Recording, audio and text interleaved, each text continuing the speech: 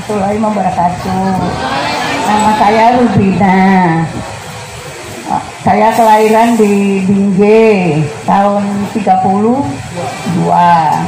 Tapi saya dulu di perkebunan, karena orang tua saya kontrakan dari Jawa, pindahkan ke perkebunan. Jadi saya maka jajaran kebun. Itulah masa saya mengalami dipukuli Jepang yang masa itu. Zaman Belanda, kami tanggung saya agak kecil. Jadi ejeknya ya perjuangan itu orang itu perkebunan. Itu perkebunan Tanjung Jati.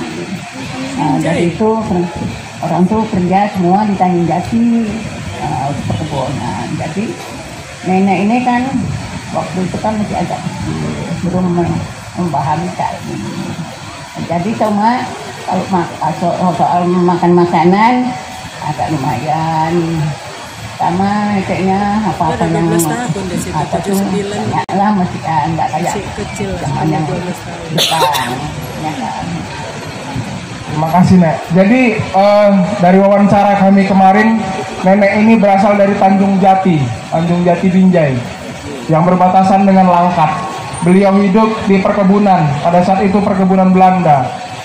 Jadi pada saat masa Belanda, hidup mereka tidak terlalu terusik atau terganggu, karena semua bahan pangan ada, rumah sakit ada, semua pelayanan masyarakat ada. Hanya saja mereka yang di kebun, mereka yang berjuang masih tidak terlalu terganggu seperti itu.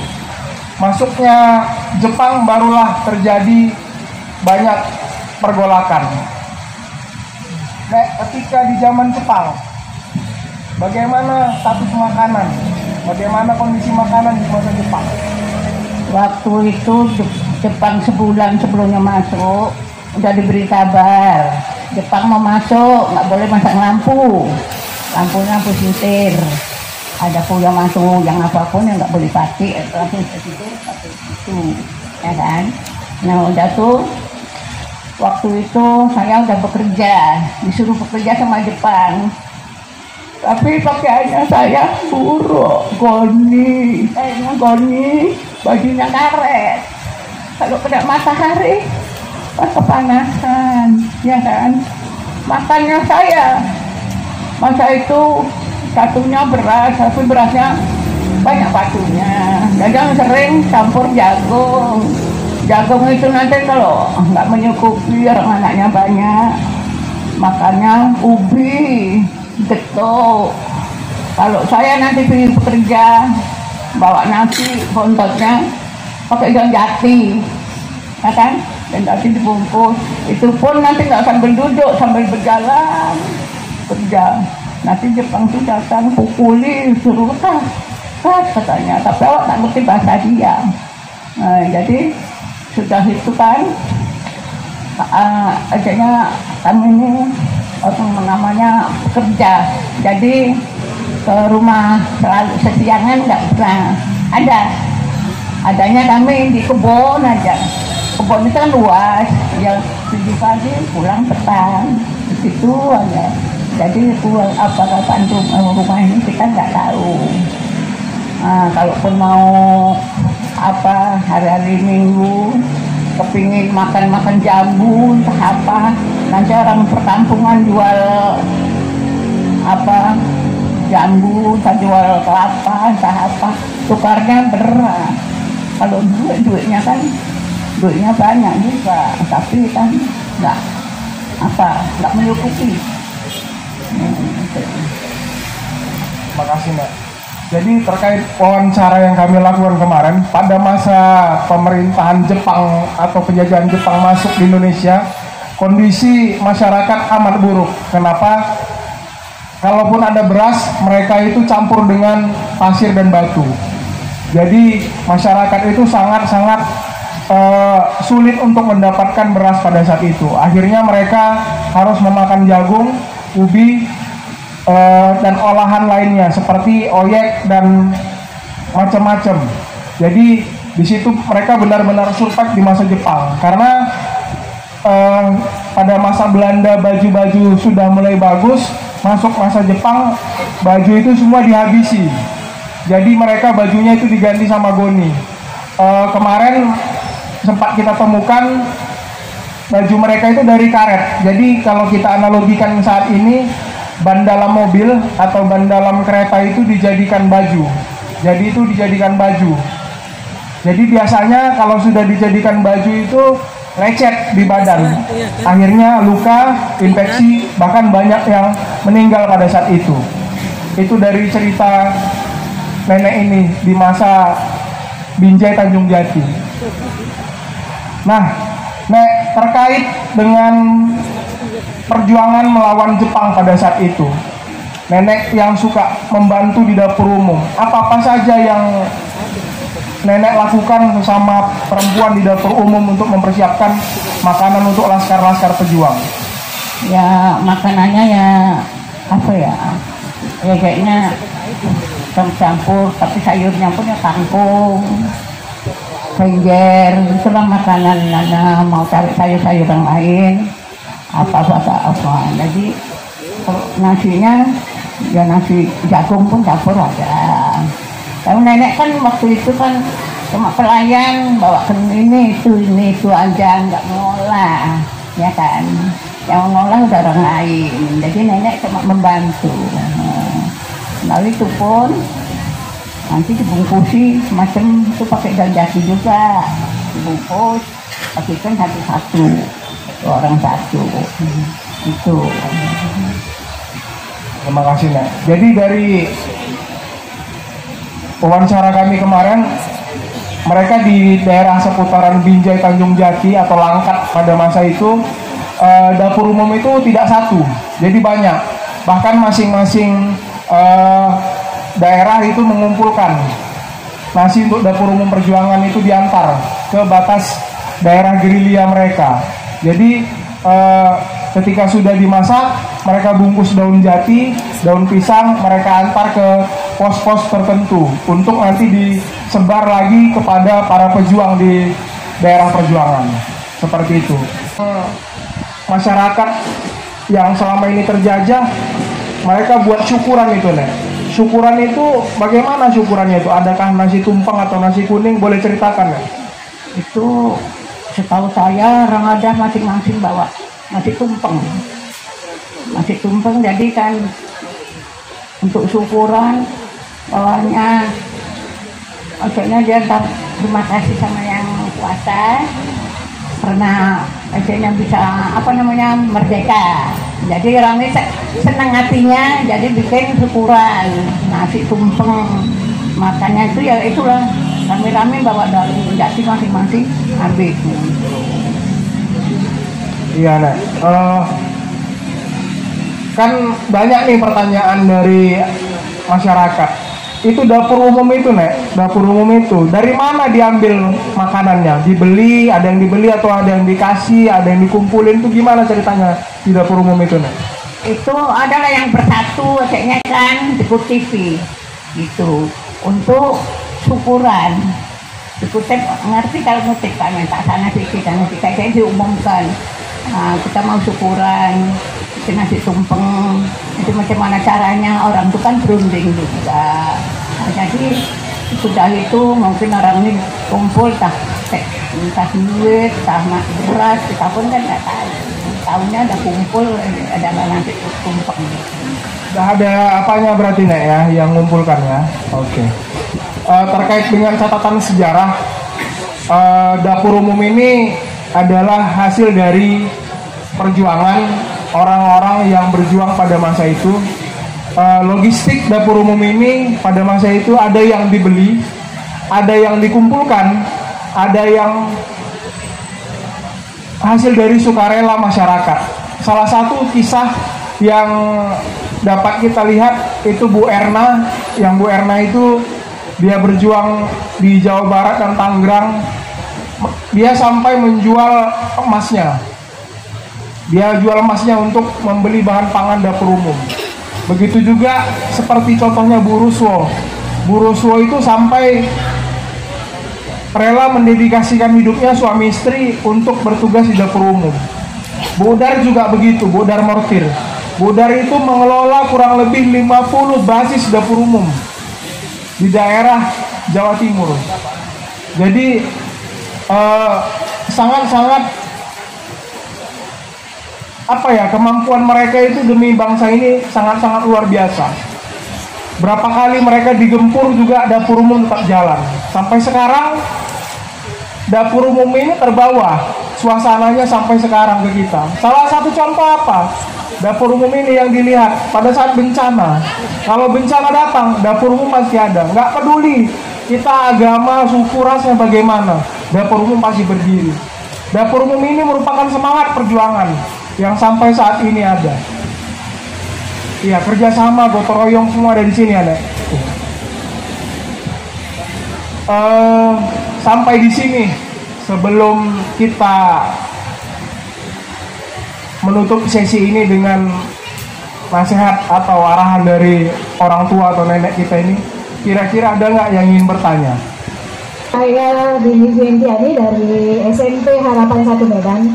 Dari cerita dan pengalaman nenek tadi, saya ingat pada pembelajaran sejarah, pada masa penjajahan Jepang itu kan perempuan sangat diwanti-wanti ya. Nah, apakah nenek kok bisa nenek aman dari pengambilan paksa nih penjajahan Jepang pada waktu itu untuk menjadi ibu berian Kuato dan lain sebagainya? Saya tanya itu, Mas. Terima kasih. Pada masa pemerintahan Jepang atau Jepang di Indonesia itu, Jepang itu kan selalu mengambil paksa itu kaum perempuan untuk dipekerjakan. Iya. Nah, jadi nenek berarti kena dikerja paksa atau tidak? Iya, itu pernah. Coba ceritakan. Gimana perasaan? Saya zaman Jepang dulu dipaksa suruh kerja, nggak sekolah saya, nggak disekolahkan karena nggak dikasih. Jadi kerja di perkebunan, asal pagi pergi pukul 6, pulang nanti pukul 6 sore. Pakaiannya itulah saya bilangkan, kainnya goni, ini banyak kutunya, bajunya karet, asal matahari, badannya ini lengket. Jadi mau berteduh pun nggak ada lapangan perkebunan terbuka, nggak ada tempat yang kita berteduh lah gitu. Jadi ya kita jalankan lah. Nanti kalau nggak ada Jepang baru kita ronda-ronda. Gitu. Kalau masih ada Jepang nggak berani dipukuli sama ranting kayu tuh, ayo gitu. Saya sering kena dipukuli karena saya agak bandel. Gak melawan nenek ya? Nggak melawan, disuruh cepat, sini makan suruh cepat, papa suruh cepat. Jadi itu namanya kan paksaan kan. Nah, pada masa itu dikasih apa sama Jepang, Nek? Di kerja paksa itu?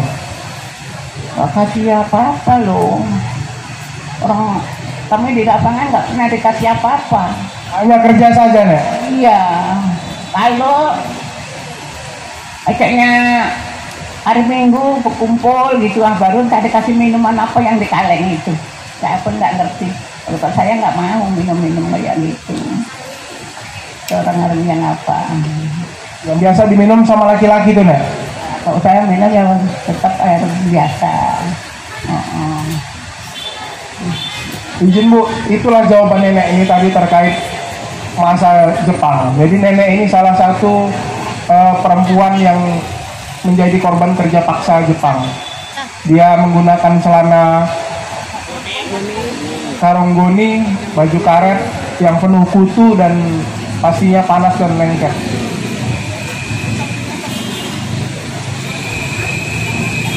Oh, topi yang besar. Topinya yang besar, keliling kan. Kalau kerja tuh kan lari-lari berebut mau cepet kerja. Kalau enggak nanti orang di Jepang aja, jadi kan kita kan takut, ya kan? Karena kita dijajah, ya kan? Jadi nggak berani ngelawan, kayaknya cuma nengoknya aja. Oke, nah, terima kasih. Jadi itu Bu, izin penuturan dari nenek kita bahwa di masa Jepang beliau merupakan saksi atau bagian sejarah yang merasakan pahitnya menjadi orang yang dalam kerja paksa. Oke, terima kasih. Nek, waktu nenek di dapur umum bantu pejuang, dapur umumnya pindah-pindah atau begitu aja? Ada pindah-pindah, pindah tempat itu. Dapur umum yang apa kan? Tapi kok markasnya itu tetap di situ ya di situ aja. Nanti saat sana mau apa mengadakan dapur umum ada juga gitu. Berarti dapurnya pindah-pindah? Ya ada pindah-pindah. Kenapa pindah-pindah nek? Ya karena kayaknya orang tuh kan nanti kalau yang di markas pindah tempat lain,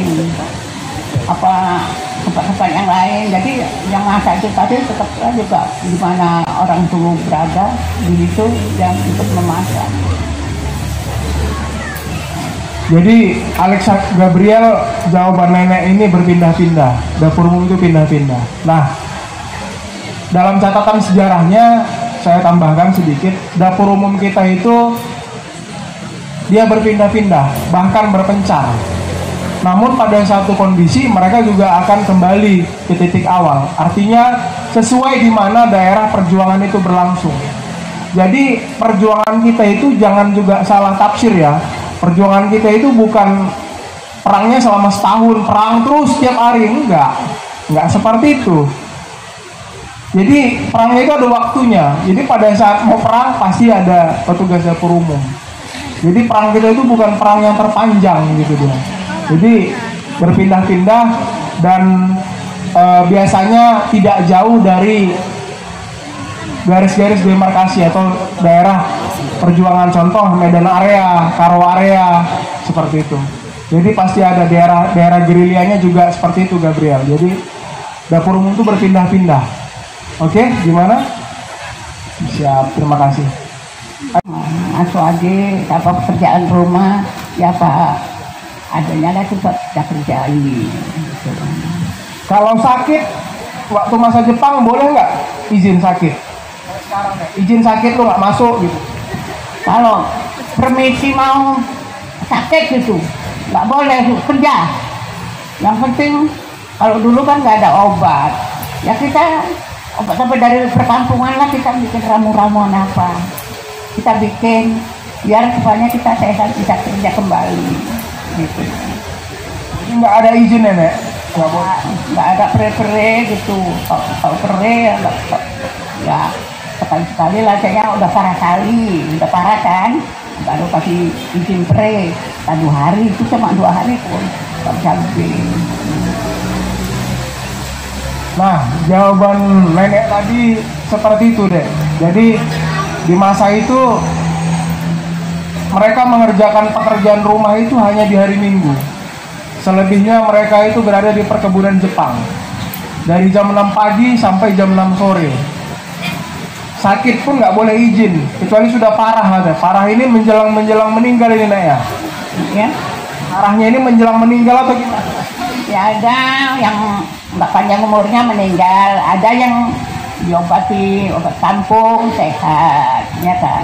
Kalau dulu waktu zaman Jepang obat-obat kan nggak ada. Ya tapi kalau orang-orang itu kan kalau beli obat kayak Tarampil, obat-obat apa. Kalau dulu yang bikin sendiri lah ramu-ramuan, cari dotan-dotan apa daun apa yang untuk bisa menyembuhkan penyakit.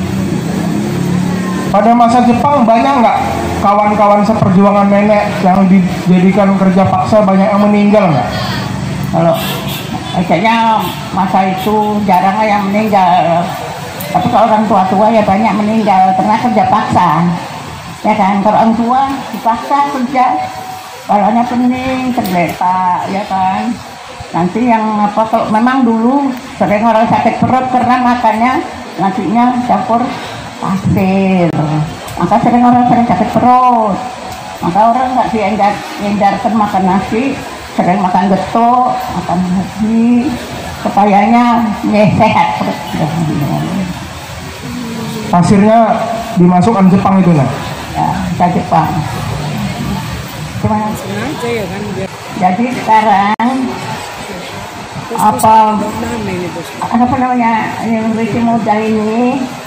Generasi muda, mudah-mudahan diteruskan, jangan sampai mengalami dijajah lagi, ya kan?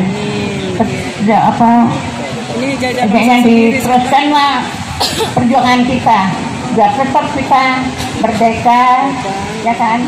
Bisa kayaknya sukses di sekolahan ya, sekolah pendidikan. Oh, saya nggak pandai takut loh.